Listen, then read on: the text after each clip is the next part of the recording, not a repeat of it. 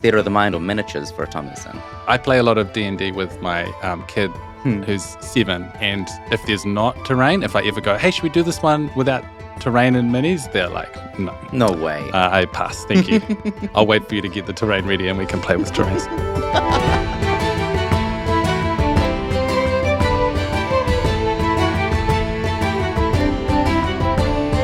Hello and welcome to Nightcap, the official post-show discussive thingy for Fury of the Small.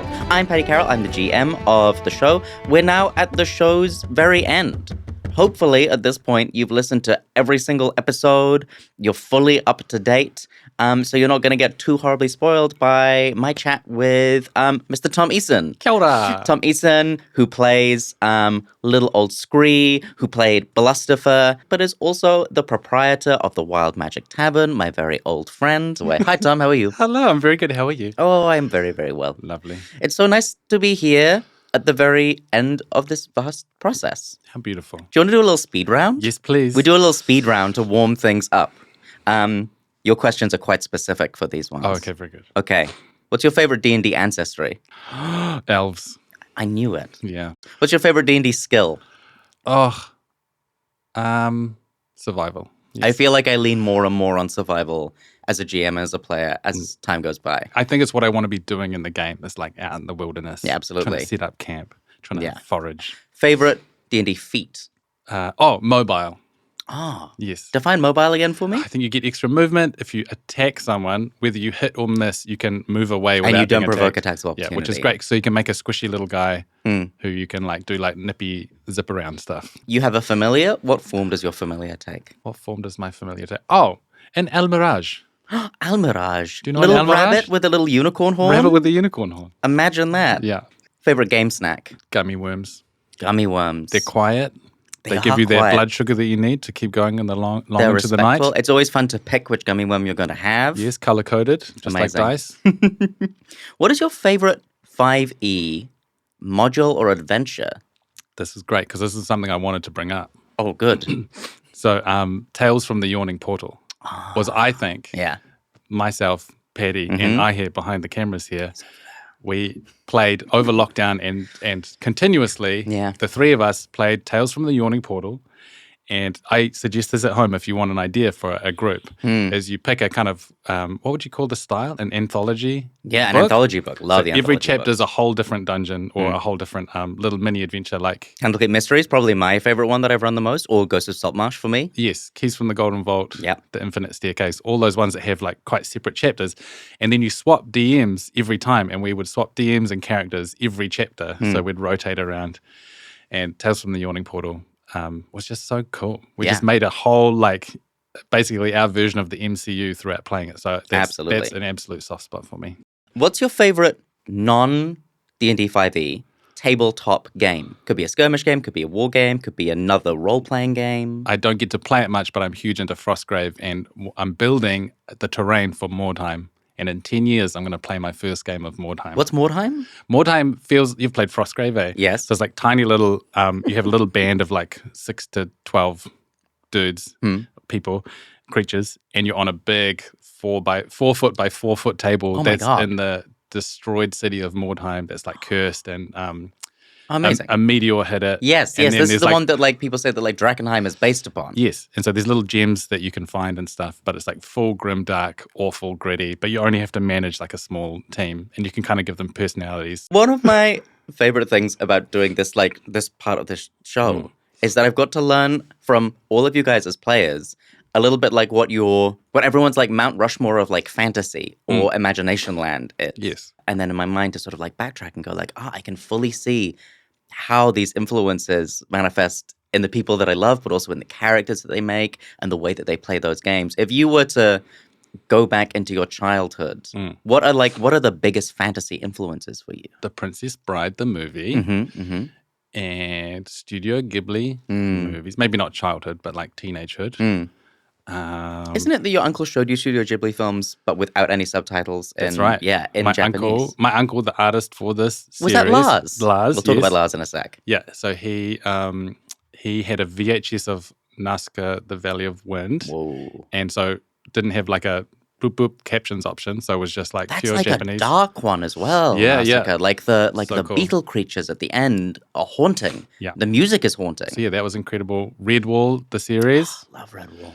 And Narnia. Yeah, all those cool books. That's gorgeous. And did you ever you played Magic the Gathering when you were like a kid or in your teens? When did that start? When did you start like bringing groups of people together to like specifically do like nerdy things? Me and my friends at high school were the nerds and the kind of bullied group who were like into drama and theater sports and music. And so there was this like section of school that we could like go way, way out of the way. And there was this open classroom that we were allowed to hang out in while everyone else was playing rugby and football on the field. This is the Christchurch life. You've got to get away from the rugby. The toxic move away. High school that we were trying to avoid. And so it was a little group of 3, maybe 4, 4 friends. And we would just like hold up there. And then I think one of them introduced the concept of magic. And then we went to this little shoe shop in Christchurch City Central. It's a little boxy shoe shop, but he had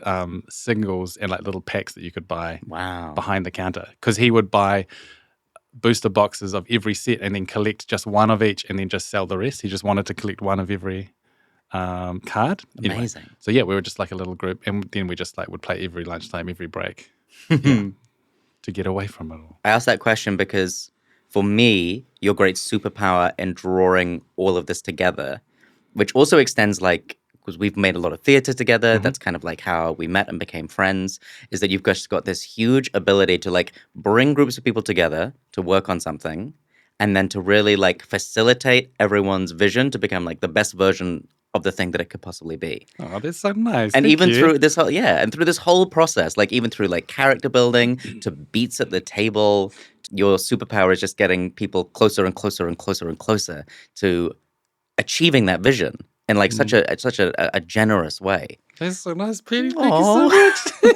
you so much.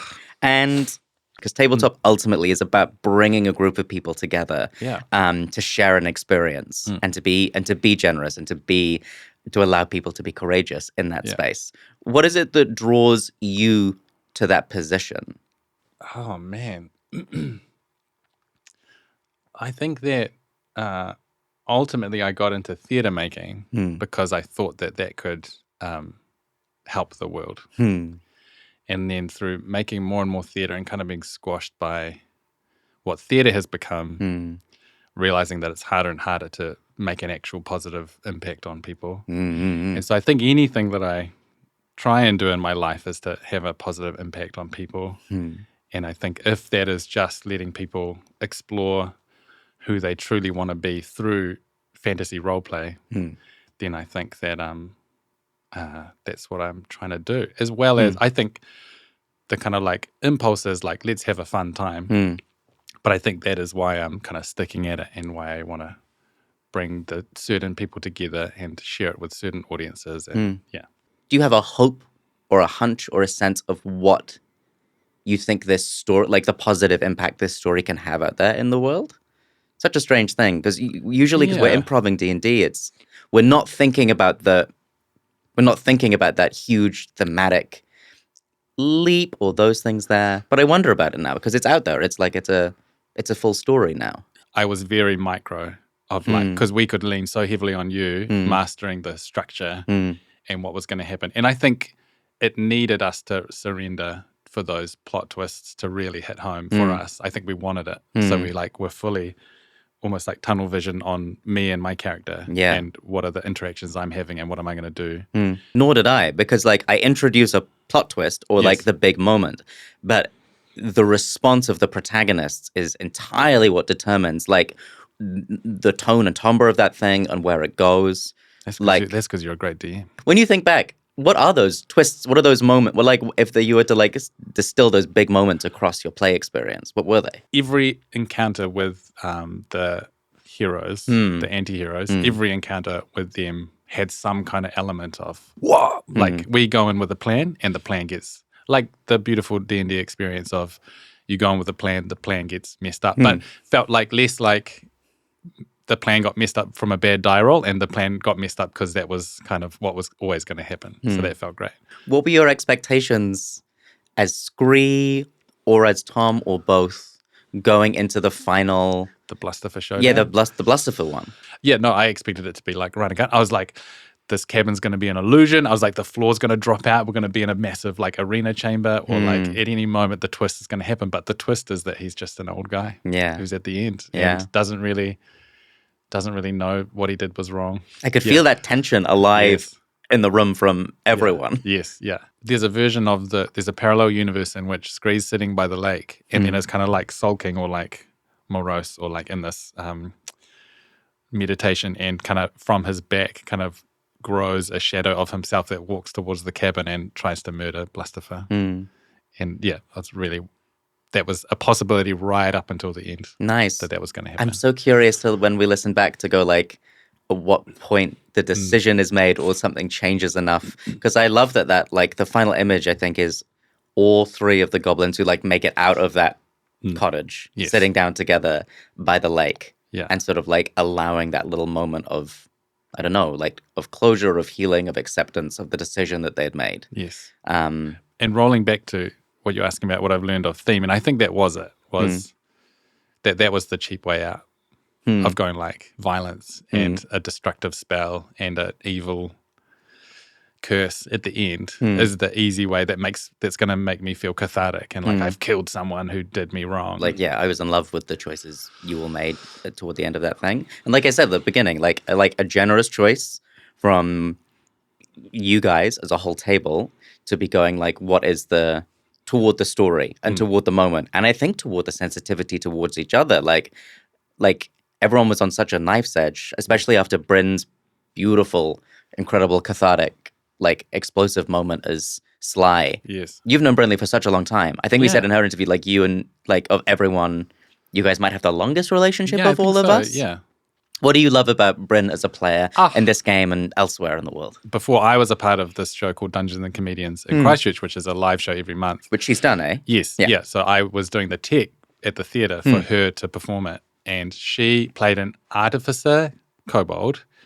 And artificers have so many skills and abilities and features. And I just watched her on stage throughout like a 2-hour show so easily. I'm so jealous of this still, and I try it every show, and I can never do it as well as she did. She effortlessly showcased every single spell and ability and feature of her artificer while holding the storyline and her character at the exact same time. Oh, and she's so cool. Like by the end, like to the point that where right at the end, the DM Brennan Bennett, who's an incredible dungeon master, kind of like gave them a final button on the show, and she like uses her final like, I think, what's it called? Magical tinkering. Yes. And I'm kind of like, oh, she hasn't used them all. And then she uses it to like blow, kind of like Gandalf style, tell the story that's just happened to her children back home through like pipe smoke. Anyway. What moment of Fury of the Small do you hold, as you remember being at the table, what moment do you hold most precious of Brynley's contribution to the game? When Sly starts to open up and kind of be joyful. And it's in that episode with Everbalm. Yeah. When Brynley and Sly are having fun being the topiary bush to kind of like hide from Absolutely, people. yeah. God, that's good. And sort of like cartwheeling around and like riding on top Kind of of gleefully like, we're going to murder someone today. Absolutely. And what about for Ella, your sibling? You created such an incredible like foundation across those two characters. It was so much fun. There was like, you and I were talking about, you, me and Ella, you and I were overseas and we were like detailing bits of that and going back and forth on that for ages. Yeah. And I think all of that groundwork really pays off because you truly do feel like siblings. Because she pitched the cat. Yes. I was so nervous to pitch that Scree had created the cat because he loves his brother so much and wants to give his brother everything. So creates the cat out of fey magic. And I was so worried at that reveal that Ella was going to be like, what the hell? Like, this, you took this thing from me. But then again, she turned it into the character's feeling of like, everything's yours and nothing's mine. And And then I tried to do the third, like, it was quite conscious that I was like, and then actually, the cat is not the cat is the warlock patron and the third pull of that. But I think my favorite moment is, and I'll double up this with Arlo. Oh, nice. And Ella. Take it. Was the conversation in the cave where they have the wine together and the Uncle. final, and they're kind of like, hey, buddy, like, come on. Yeah, absolutely. And they really get each other back on track. We all felt that at the table. Like, that was like a turning point in the game. Yes. We all as soon as we came out, we were talking about it. And you kind of go, oh, that's right. These guys are actors. Yeah. These guys are freaking actors. Yeah. Yeah, and it becomes this big, like, healing moment. And I think in some ways, it's like that conversation, that settling is the catalyst for the conversation the goblins have about, like, what happened to them really, like, committing to, like, we're going to follow this to the very end. Yes, because I guess the Rhapsody encounter's an accident. Yeah, it is. And it kind of everything else like is intentional. Yeah, it brings everything else in. But no, my two favorite moments from Arlo. Number one is rolling 2 nat 20s at disadvantage. Oh, yes. And then honoring the shit out of it with how he delivered that demand to get into the town. And then the other one is just him trying to sell wigs at the market. Love him selling wigs. God damn. Bring the hijinks and the deep feels. Yes. Back to back. Yeah. The other big member of like the creative team for the show that we haven't really spoken to yet is your uncle, Lars, mentioned before. Tell me a little bit about Lars. Tell me about the relationship you guys have. Lars, I think, is, I guess, the family member that for me showcased that you can be a creative professional in the world, because he was always this incredible artist and drawing. Like, I've still got his graphic novels that he wrote when I was a kid, and I was just like poring over them, and that's what inspired me to go, like, I think the style we're after is maybe like what my uncle can do.